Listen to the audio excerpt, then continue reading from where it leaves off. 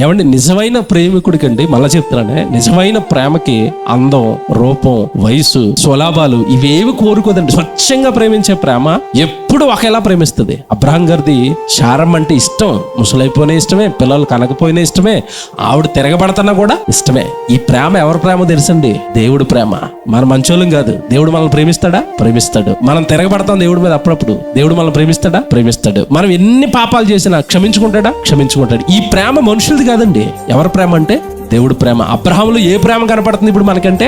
తప్పు భార్య చేసింది, అయినా సరే ఏం కోప్పడినట్టుగా కానీ, తిరిగి మాట్లాడినట్టుగా కానీ, తిరిగి నన్నే చంపిస్తావని, నేను ప్రవక్తనే, ఒక్కసారి దేవుడు చెప్పానంటే నేను చంపేస్తాడు, నువ్వు ముసలైపోయావు అసలే అన్నాడా?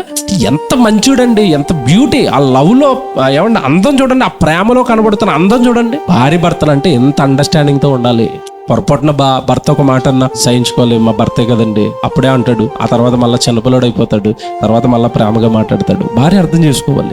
కొన్ని సార్లు భార్య స్లిప్ అయిపోద్ది, లేదా భార్య కొంచెం తప్పు చేస్తుంది, భార్య మాటలనేస్తుంది. భర్త కొద్దిసేపు సహించుకుని, మంచావిడేనండి, ఏదో చిన్న జరిగింది, ఇలా మాట్లాడుతుంది, తర్వాత సర్దుకుంటది. కొద్దిసేపు ఇలా భార్య భర్తలు ఇలాగ ఆలోచిస్తారండి. కొద్దిసేపు ఆ గొడవ జరుగుతున్న కొద్దిసేపు, ఆ కేకలు జరుగుతున్న కొద్దిసేపు, లేదా వివాదం లేచిన కొద్దిసేపు అండి ఇద్దరిలో ఎవరో ఒకరు ఓపిక పడితే, ఇప్పుడు అరుస్తుంటే ఎవరు ఓపిక పడ్డారు చెప్పండి? అక్కడ అబ్రహాం ఓపిక పడతాడు. నీ చేతిలో ఉందమ్మా, నీ దాసి కదా, నీ ఇష్టం వచ్చాడు చేసుకో అన్నట్టు ఓపిక పట్టాడు. కుటుంబం బాగుందా వాళ్ళది? చాలా బాగుందండి.